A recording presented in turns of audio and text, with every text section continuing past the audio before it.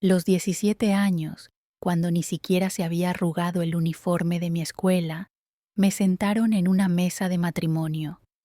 Me llamo Rumeisa. Tengo 25 años. Les voy a contar cómo me casaron sin mi consentimiento, las traiciones que viví y la esperanza que nunca se apagó, ni siquiera en mis momentos más oscuros. Lo que viví es una historia real, aunque tal vez les parezca una novela. En nuestro barrio, las niñas o nunca empezaban la escuela, o la sacaban en quinto o sexto grado. Yo era una de las pocas que logró llegar hasta la secundaria. Cada mañana, cuando iba camino a la escuela, las vecinas le preguntaban a mi madre: ¿por qué estás mandando a esta niña a estudiar? Me miraban a los ojos como si estuviéramos cometiendo un gran error. Pero mi único sueño era ser maestra y salir de estas casitas apretadas del barrio. Por las noches, acostada en mi cama, leía mi libro de matemáticas e imaginaba que estaba en un aula grande enseñándoles a mis alumnos. Esos sueños me mantenían de pie, me daban fuerzas para levantarme e ir a la escuela cada mañana. Ese día de invierno era como cualquier otro. El viento frío quemaba mi cara y en mi mochila llevaba la tarea de matemáticas sin terminar. A medida que me acercaba a casa, empezaba a oír ruidos que venían de adentro. Apenas abrí la puerta, escuché claramente el sonido del Corán saliendo desde el interior. Mi corazón empezó a latir con fuerza. Era extraño, era un día cualquiera de la semana. Mi mamá me recibió en la puerta, me agarró del brazo con fuerza. En sus ojos había una expresión que nunca podré olvidar: tristeza, arrepentimiento, desesperación y quizás también miedo. Todo eso, al mismo tiempo. «Hoy es tu boda», dijo, con un tono como si fuera lo más normal del mundo. Pero yo podía sentir cómo le temblaban las manos. Sentí que el suelo desaparecía bajo mis pies. «¿Qué boda, mamá?», pregunté, casi sin voz. «Con Hilmi», dijo. Hilmi, el dueño de la tiendita del barrio, ese hombre que siempre me miraba sin pestañear, que cada vez que iba y venía me observaba de forma incómoda. Cuando entré, frente a mí estaba Hilmi, un hombre de 32 años, con barba y al menos el doble de mi tamaño. Aquel hombre al que conocía desde hacía años, pero con quien nunca había hablado. Ahí estaba yo, frente a él, sentada en la mesa del matrimonio, todavía con mi uniforme escolar. «Ahora es tu esposo», dijeron. En la mesa estaban los recuerditos del matrimonio y sobre ellos se leía: Rumeisa Hilmi. Sentía que estaba dentro de una pesadilla, como si ni siquiera debiera estar ahí. Todos habían decidido por mí, habían planeado mi vida sin preguntarme nada. Esa noche, todavía con la mochila del colegio en la espalda, me llevaron a la casa de un desconocido. Subiendo las escaleras, tropecé y me raspé las rodillas. Pasé mi primera noche con las rodillas sangrando y la almohada empapada en lágrimas.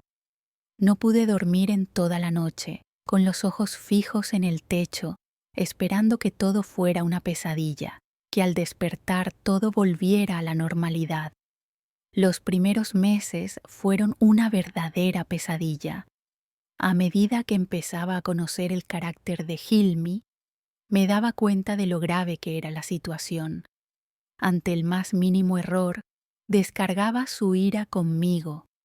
Si la comida no tenía suficiente sal, lanzaba el plato contra la pared, y mientras los pedazos rotos caían al suelo, yo los recogía en silencio. Si la limpieza no le parecía suficiente, me echaba encima un balde lleno de agua y luego decía: «La próxima vez, ten más cuidado». como si eso fuera un método normal de enseñanza. Uno de los momentos que nunca podré olvidar fue cuando puse demasiada ropa en la lavadora. Ese día estaba muy cansada y, sin pensarlo mucho, metí toda la ropa de una sola vez. Cuando Hilmi lo vio, me agarró del cabello y me arrastró hasta el baño. Mi cabeza se golpeó contra el lavamanos y me zumbaban los oídos. «Vas a romper la máquina, estúpida», gritaba. En ese momento me sentí tan pequeña, tan indefensa. Pero con el tiempo, tal vez se cansó o quizás se acostumbró. O fui yo quien se acostumbró. La capacidad de adaptación del ser humano es realmente sorprendente. Aprendes a vivir con miedo, comienzas a calcular qué reacción provocará cada uno de tus movimientos. Su comportamiento hacia mí empezó a cambiar poco a poco. A veces incluso decía, «Cocinas rico». Y cuando escuchaba esas palabras, sentía una extraña alegría por dentro. Qué tan retorcido es eso, ¿no? Una mujer maltratada alegrándose por un pequeño cumplido de su agresor. Cuando cumplí 19 años, nos enteramos de que estaba embarazada. Al ver las 2 líneas en la prueba, me temblaban las manos. Cuando se lo conté a Hilmi, en su rostro apareció una expresión que nunca antes le había visto. Ese día, trajo manzanas rojas y chocolates del mercado. Normalmente no gastaba dinero en esas cosas. «Le hace bien al bebé», dijo. Dentro de mí nació una pequeña esperanza. Tal vez al convertirse en padre cambiaría. Tal vez este bebé nos uniría. Qué ingenua era. Pero la vida es experta en romper esperanzas. Cuando estaba en el 5º mes de embarazo, una tarde Hilmi llegó a casa. Tenía una sonrisa extraña en el rostro. «Hoy vienen unos amigos. Haz una buena preparación», dijo. Normalmente no permitía alcohol en la casa. Incluso había peleado con algunos vecinos por beber. Pero esa noche era diferente. Decía que era especial. Pasé horas en la cocina.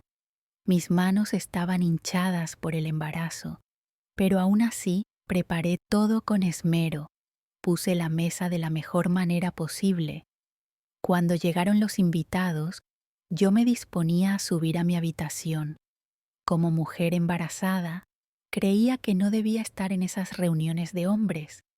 Justo cuando me dirigía a las escaleras, la voz de Hilmi se escuchó fuerte.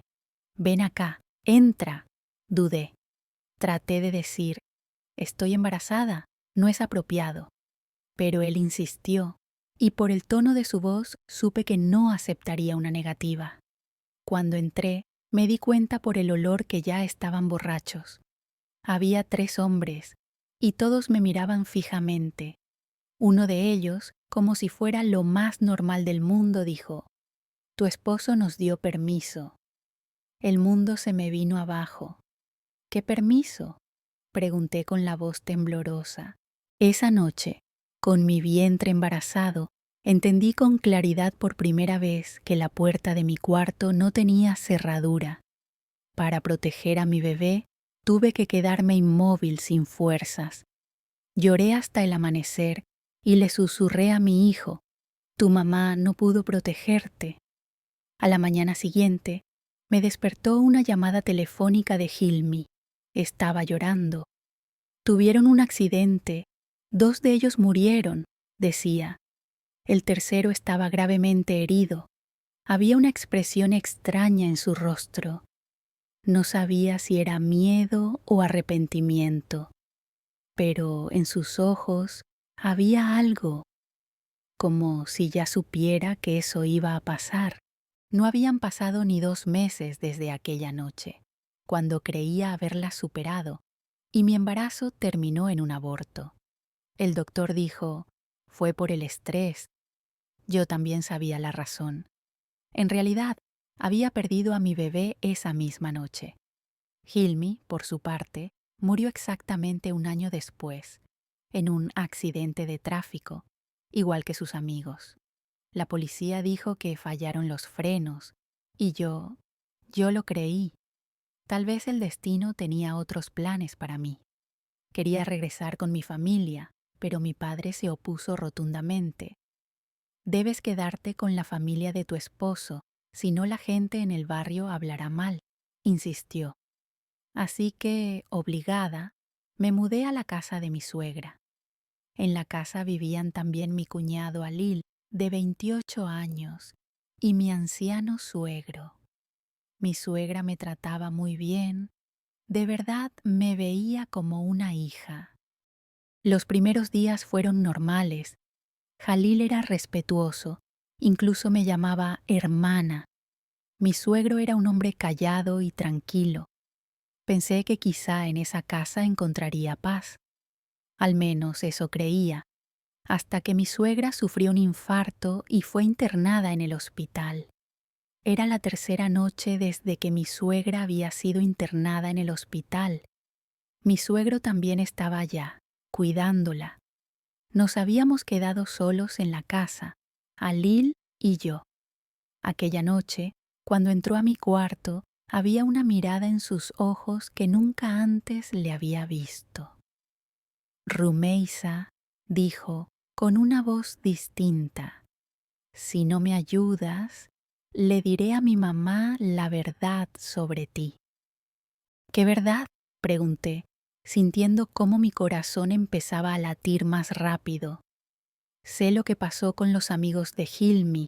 Si mi mamá se entera, te va a echar de la casa. Nadie te va a creer, nadie le cree a una viuda. Un escalofrío recorrió mi cuerpo. ¿Cómo lo sabía?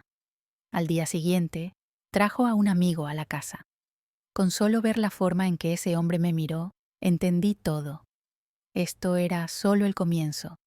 Durante 3 años, cada semana hombres diferentes, Alil usaba siempre la misma amenaza. Si hablas, te echarán de la casa. Nadie te va a creer. Además, tú también lo disfrutas. Cada vez que escuchaba esa frase, se me rompía el alma.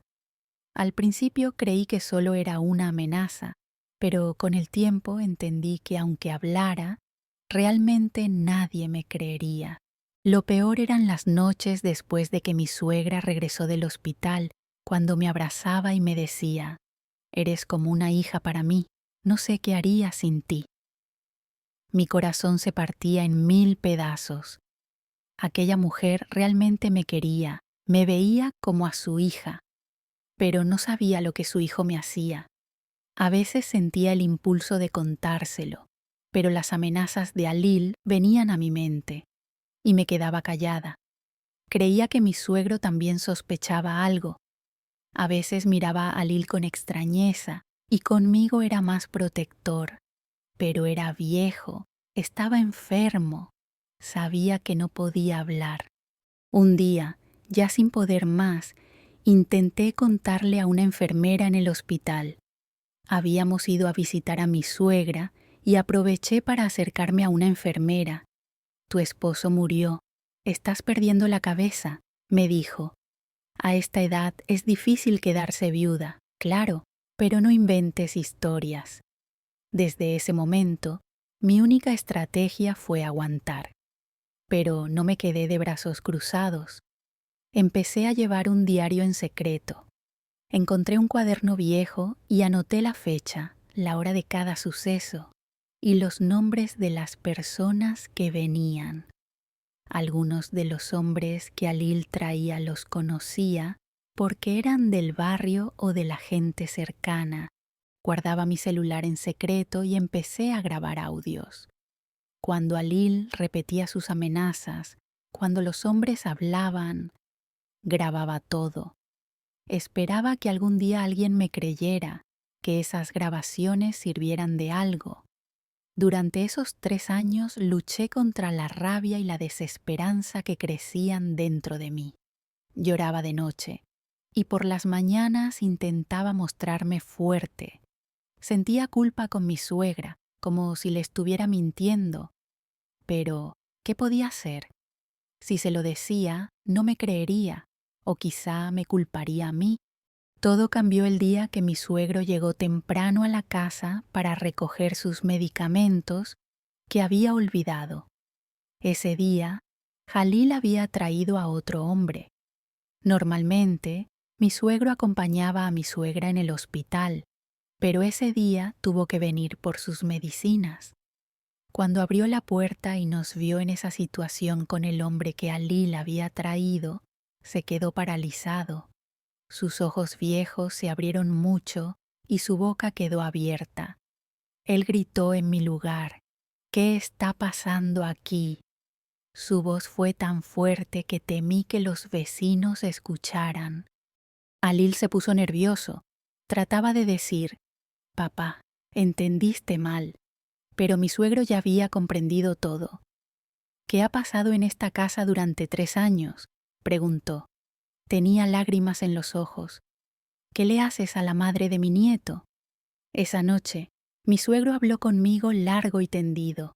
Le conté todo, le mostré mi diario, le puse a escuchar las grabaciones. Él lloraba. «¿Por qué no me lo dijiste?», preguntó. «Nadie me creería», le respondí. «Yo sí te creería», dijo. «Tú eres como una hija para mí». Al día siguiente fuimos a la estación de policía con mi suegro. Entregué el diario y las grabaciones que había guardado durante 3 años. Los policías al principio fueron escépticos, pero las pruebas eran tan claras que era imposible negarlas. Cuando Jalil fue arrestado, en el juicio intentó decir: él también disfrutaba. Pero los informes médicos y las grabaciones revelaron la verdad.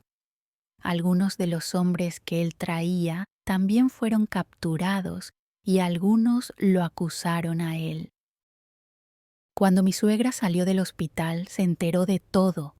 Al principio no quería creerlo. «Mi hijo no haría esas cosas», decía. Pero la policía le mostró las fotos que encontraron en la computadora de Jalil. Cuando vio esas fotos, se desmayó. No me habló durante 3 días. Finalmente vino a mí llorando y me abrazó. «¿Cómo no pude protegerte?», dijo. «Tú eres mi verdadera hija. Él no es un monstruo». Ahora, Jalil ha recibido una condena de 12 años de prisión. El proceso judicial fue difícil, pero finalmente se hizo justicia. Mi suegra ahora me cuida aún más. «Eres mi verdadera hija», me dice constantemente. Mi suegro también dice todos los días: «Perdónanos». Estoy tratando de sanar mis heridas con la ayuda de un psicólogo. No es fácil, claro. Todavía tengo pesadillas por las noches, pero ahora hay esperanza. Una extraña ironía del destino. Todos los que me lastimaron, los amigos de Hilmi y finalmente Jalil, de alguna manera recibieron su castigo. ¿Por qué cuento esta historia? Porque en nuestro barrio todavía hay niñas que se casan a los 17 años. Porque mientras guardemos silencio, esta oscuridad continuará. Porque tal vez mi historia sea la esperanza de alguien más. Hoy, cuando me miro en el espejo, a veces todavía veo ese miedo, la desesperación en mis ojos, el temblor en mis labios, pero con una diferencia: ya no me escondo detrás de ese miedo. Estoy preparándome para el examen de ingreso a la universidad. Mi sueño de ser profesora sigue vivo. Mi suegra y mi suegro me apoyan. Les pido un favor: miren a su alrededor. Quizás en su edificio también haya una Rumeisa. Extiéndanle la mano. Porque mi salvación fue gracias a un suegro que llegó temprano a casa. A veces, las pequeñas casualidades generan grandes cambios. Recuerden, ninguna oscuridad dura para siempre. Cada noche tiene su amanecer.